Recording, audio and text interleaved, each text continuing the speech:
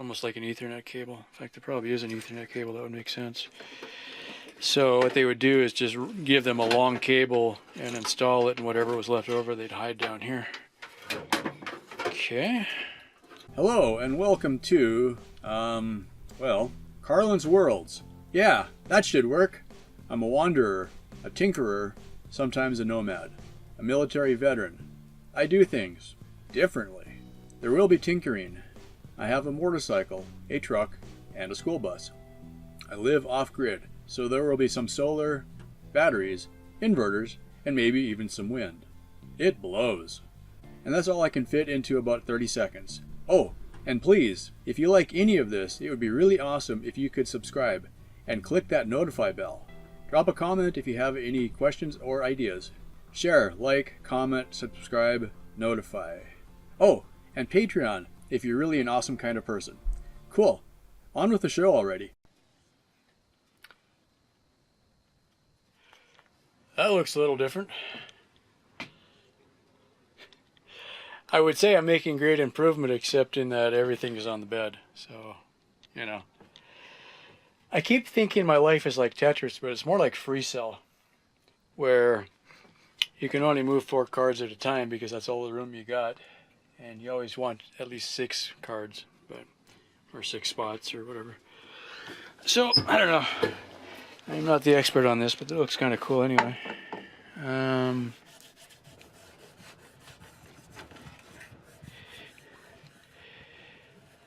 School bus flasher. It's kind of cool. So all your wires come down to that for the flashing, I guess.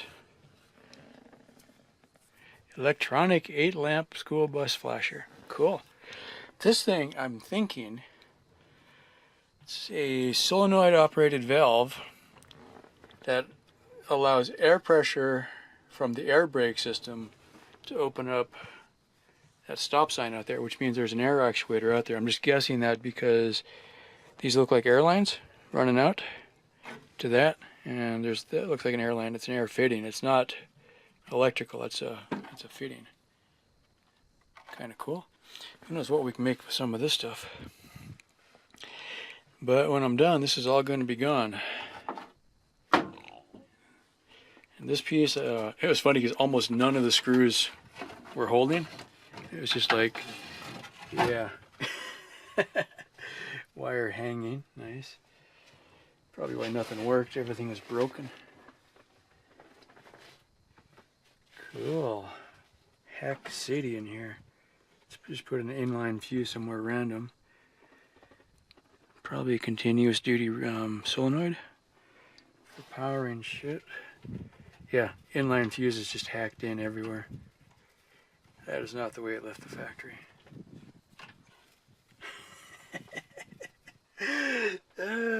Also a nice bus bar there. Grounding points come together. That's why we disconnected the battery first, right? Yeah, this sucker's gonna get gutted. Yay, parts. I'm very excited, actually. Cool. I'm not really spending any time looking to see what is what because none of it's going to stay where it's at anyway, so I'm not going to put this back together. And yeah, these are my heater controls.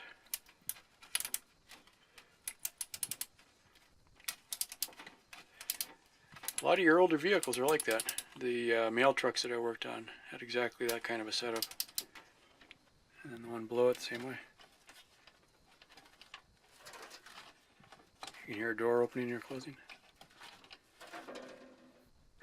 Nice. Alright. The mayhem will continue. This is the best day ever.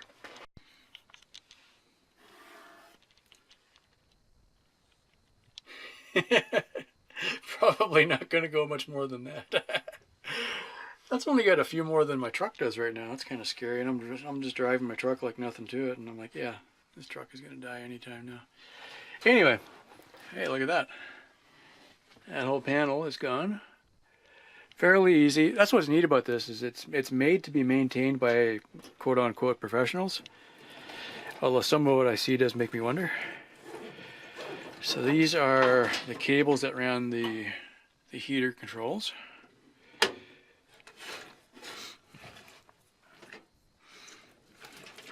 big ass bundle of wires there. There was a video surveillance system in here. It's almost like an Ethernet cable. In fact, there probably is an Ethernet cable. That would make sense. So what they would do is just give them a long cable and install it, and whatever was left over, they'd hide down here. Okay. And that flasher we talked about. That's that solenoid valve I was talking about. Nice power bus bar here. Positive and negative, one on each side. Bunch of added in inline fuses for different things. Probably one on with key and one on all the time, maybe. Something like that. Yeah, splices everywhere. A lot of these are way too short. You can see bare wires. The stuff behind that instrument panel, that was pretty sketch. I mean, look at that. Not the way it's supposed to be. That looks pretty dark. Maybe burnt. Might have done heat shrinking, but I think it's probably burnt.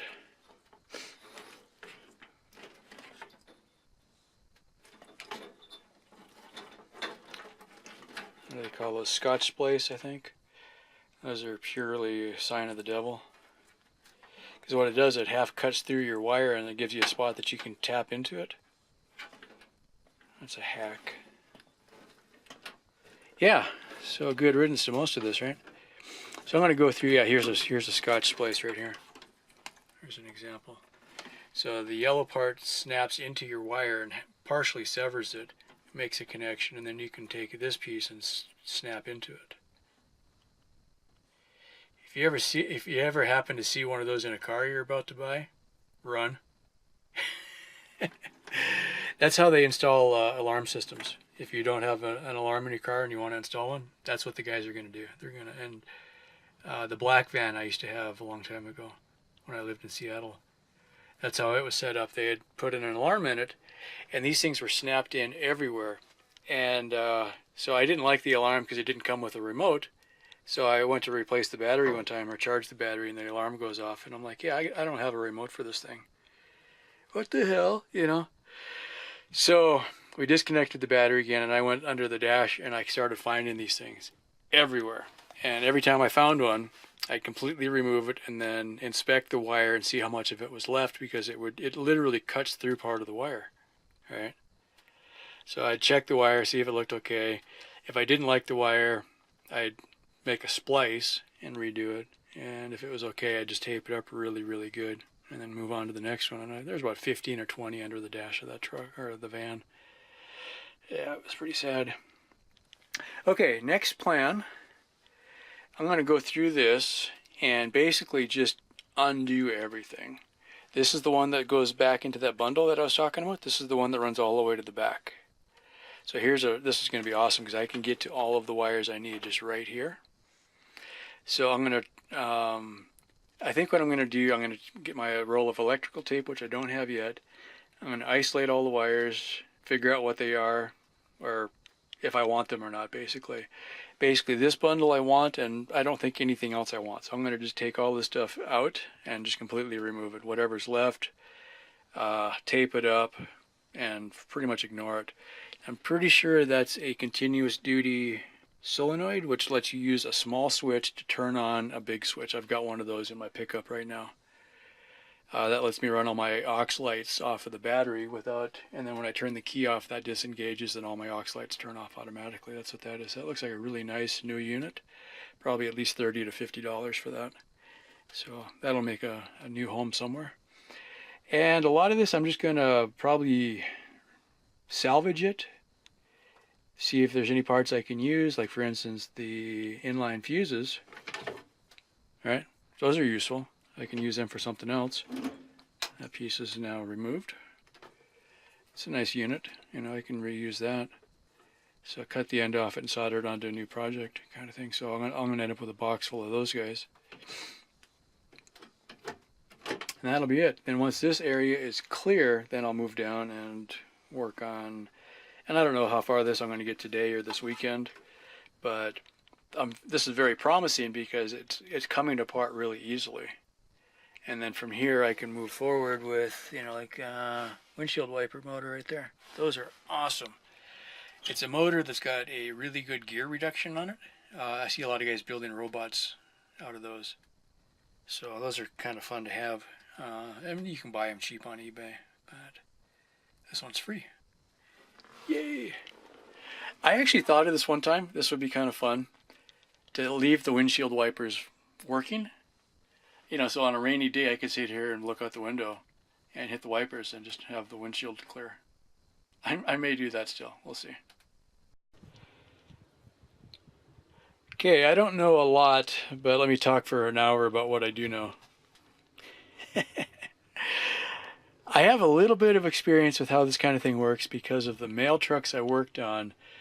The chassis were made by GM, and then the bodies were made by Grumman, which ironically is the same company who made jets for the Navy, which I also worked on some of their stuff. So very little crossover though, just saying. But this bundle here,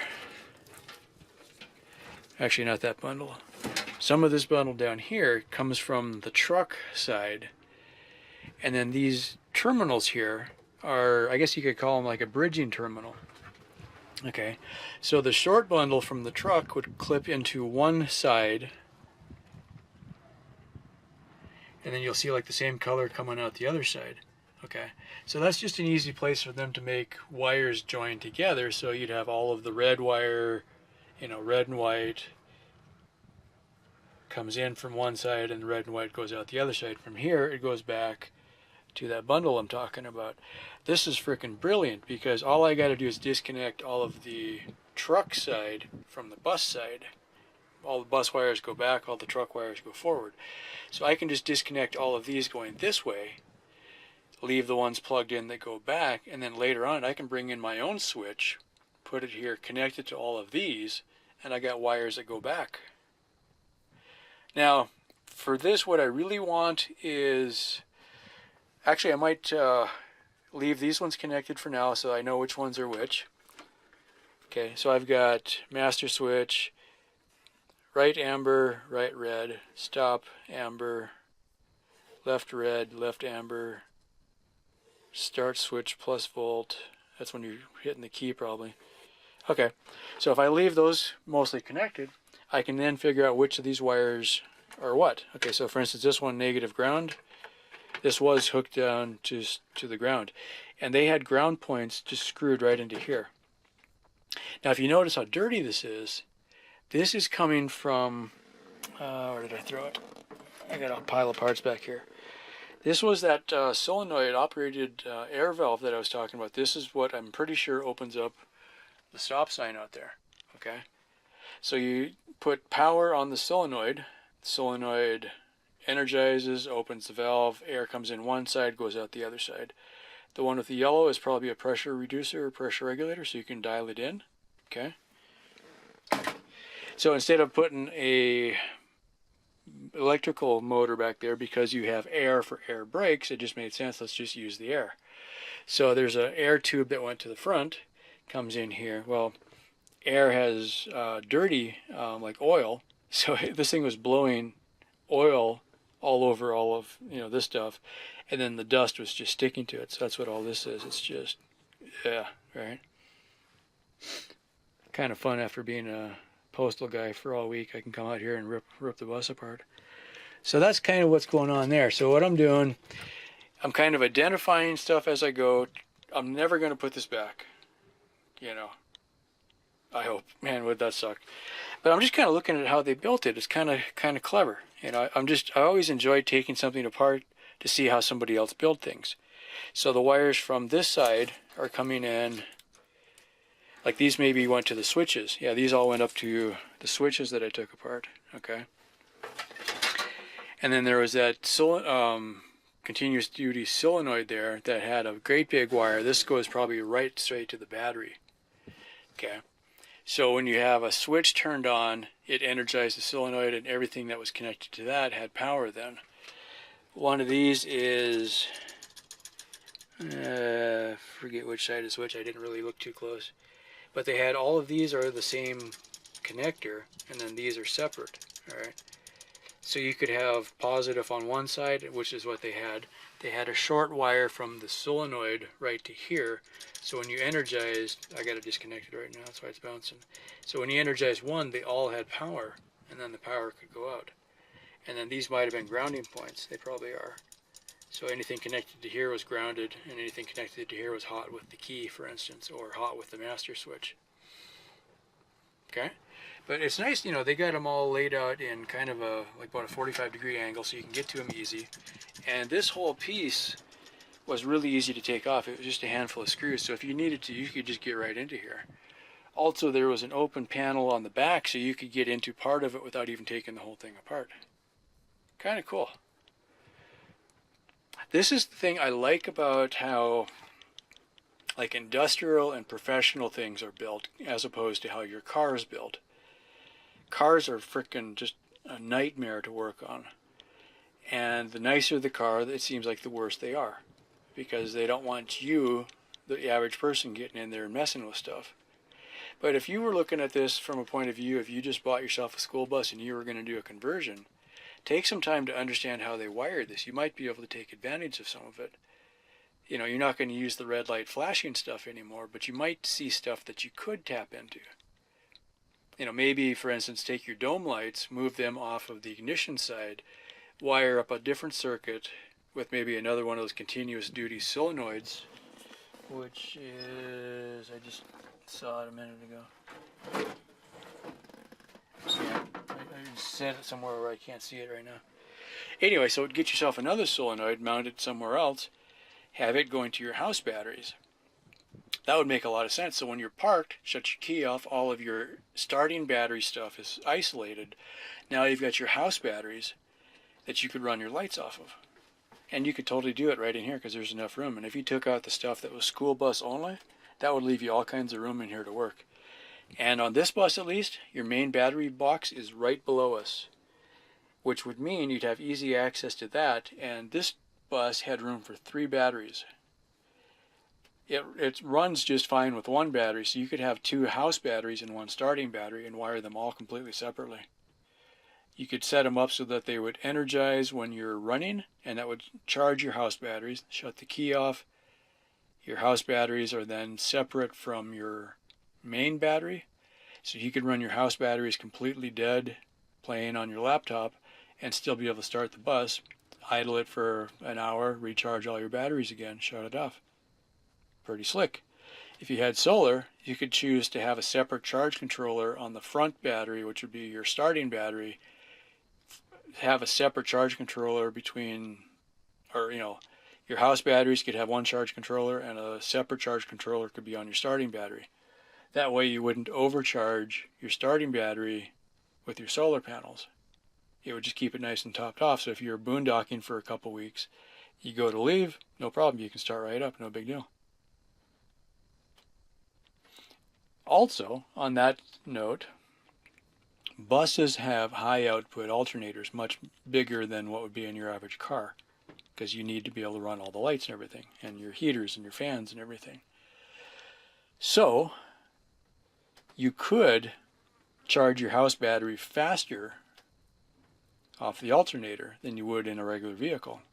So, start up, idle it for a while, let your house battery recharge. That would start up pretty quickly. Although if you're boondocking, you probably have a generator in addition to your solar, so maybe that wouldn't make sense. But if you didn't want to spend $400 or $500 on a generator right away, you always know that you could start the bus and charge up your other batteries. Just keep your starting battery separate from your house batteries. Cool. All right. Hope that made sense. Back to removing. Okay, this is the piece that was up underneath here. It's labeled on these individual pieces, battery and aux. Oh, come on.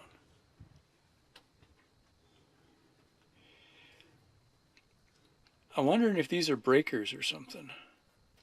They're actually spot welded into this bracket here. I don't see a way to reset them, but they may just reset when they cool off. So more like, I don't know, circuit protectors or something. So if they get hot, maybe they disengage. So I was thinking this was just power, like almost like a power strip, right? So that's kind of cool. I'll check that out later. But they're labeled. Amp ratings. Probably 8, 8, 10, 10, 10, 30, 30.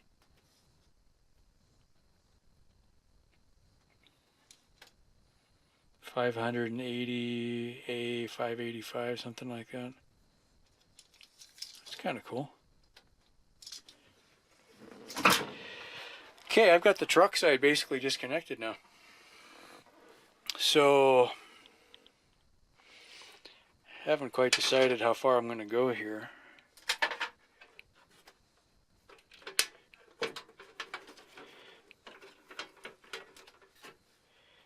It's kind of a fun project though.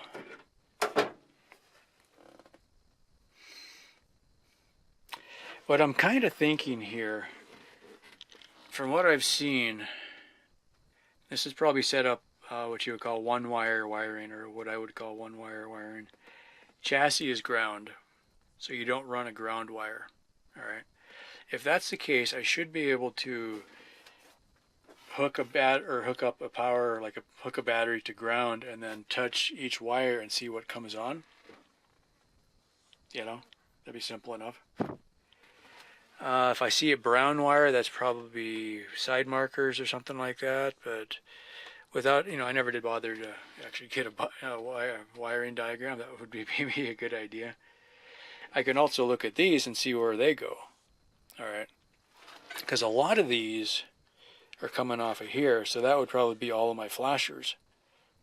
So I could probably just hook up a ground wire to the ground terminal here and get some of these to work, and then through the process of elimination figure it out. Because what I really want is the outside markers and my inside dome lights is really all I care about right now. So I'm kind of looking at, I want to pull the rest of this out.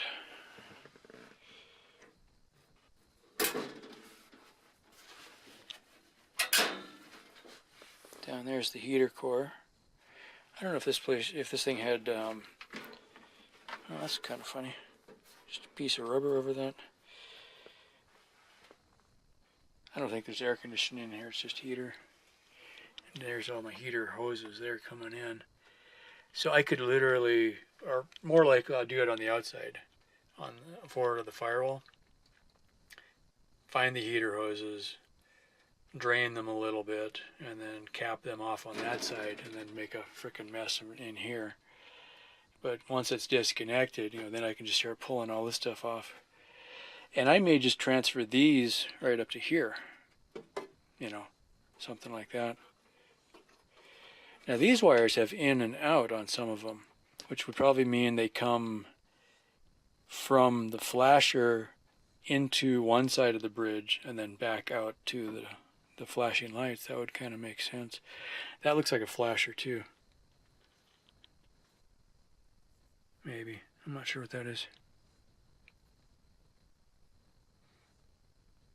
That's pretty cool though. Alright, I need a break, so I'm going to wash my hands. Alright, that's the cover plate for the heater. There's the heater core. It's actually pretty cool looking.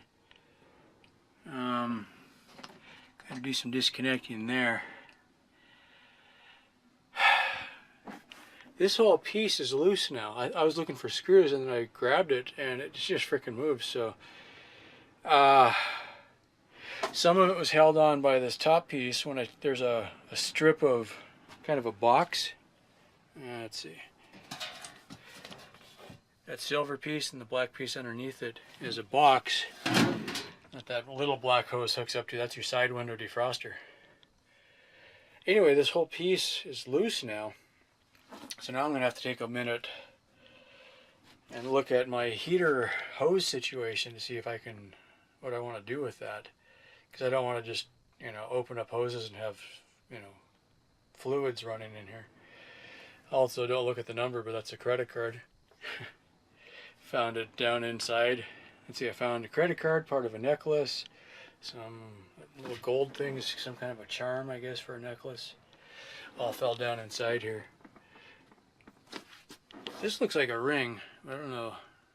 Probably, you know, a vending machine ring or something like that. Yeah, this is just coming apart. Much easier than I thought it would be. So that's encouraging. So, oh, I wanted to get one more thing on the clip. Also, I freaking got brain damage. I put my head right into the shelf when I was reaching down, so that hurt. But, heater blower, this is freaking awesome. And it's nice and square, so that means it'll be easy to adapt it to something. They both sides turn together, so it's two separate blowers that are joined as one, basically. One motor and two blowers. That motor is probably pretty strong.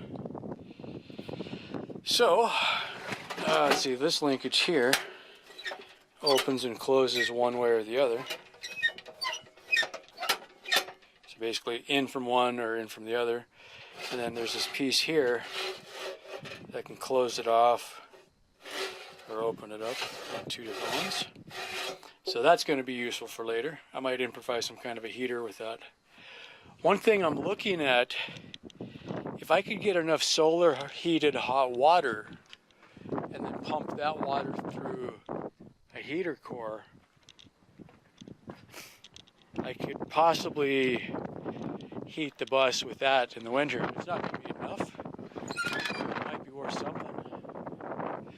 So let's see, we got some daylight left. I did take some time to put some of the stuff away outside because I don't want to be sitting here with this thing all tore apart and then it gets dark on me.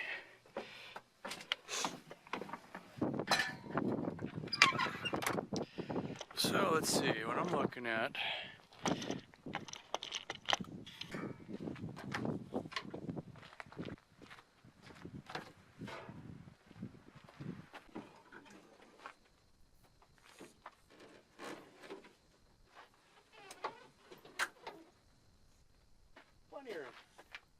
This vent here is one of the ones that goes into the heater box for outside air. These are my heater hoses here. So all I'd have to do, oh, and I think there's a heater core on the other side even too. Oh yeah, look at all the rat business cards. So if I opened it up here and chopped a piece of this off or whatever and then connected those two together, then I'd have, you know, it would be watertight again, at least, you know, for now. I don't think I'll ever run it, but I like the option of if I wanted to, I could start the bus still. In the back of my mind, this is still a functioning motor, at least it was when I got it out here. It ran. So, something I'm aware of that I've got a working motor and transmission and drive axle that I could probably build something out of later when I, you know, have time and money to do something like that. Could build a really serious little tractor out here with those parts. Something to think about. I mean, you think of the amount of power. This is, I think it's a 360. It's the smallest of the big block gas motors, is the way it was described to me. I asked somebody about it. It's got fuel injection. Like Rochester, I think, if I remember right, but it is fuel injection. It's throttle body fuel injection, not port. Big old V8 though. Runs reasonably well. A few things leak, obviously, and it's got the air compressor for the air brakes, which could be useful. But you know, you get power steering and all kinds of good stuff. Oh yeah, I was going to show this. Now, if we turn, this is for the steering wheel. Which one? Yeah, down here. That's one of those things that when you're doing an inspection on your vehicle, you probably want to make sure that doesn't have that much play. That's why my steering wheel moves and the front wheel doesn't.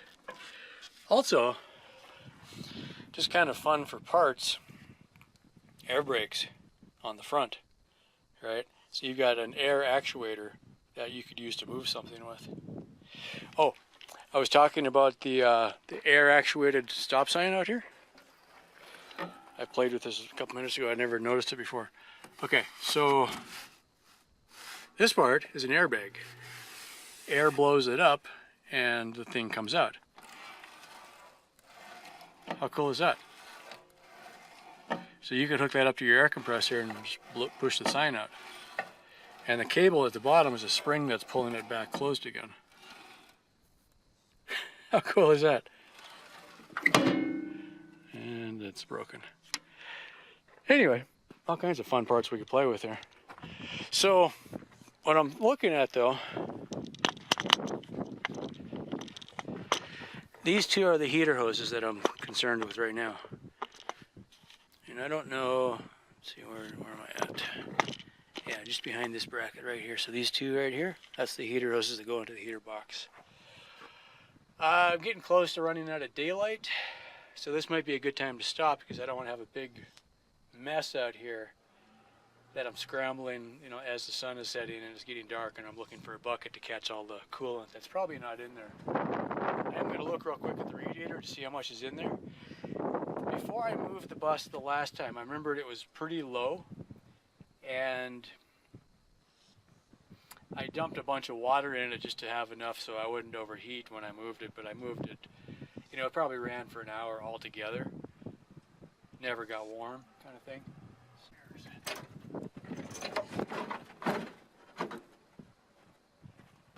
That's it for that.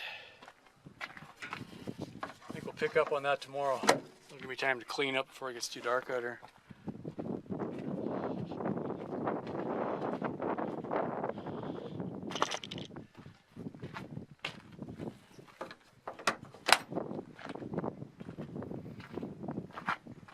Well, that's about it. Thank you so much for watching. Yeah, that should work. Cool. I do things differently. Oh, and please, if you like any of this, it would be really awesome if you could subscribe and click that notify bell. Drop a comment if you have any questions or ideas. Share, like, comment, subscribe, notify. Oh, and Patreon if you're really an awesome kind of person. Thank you so much for watching.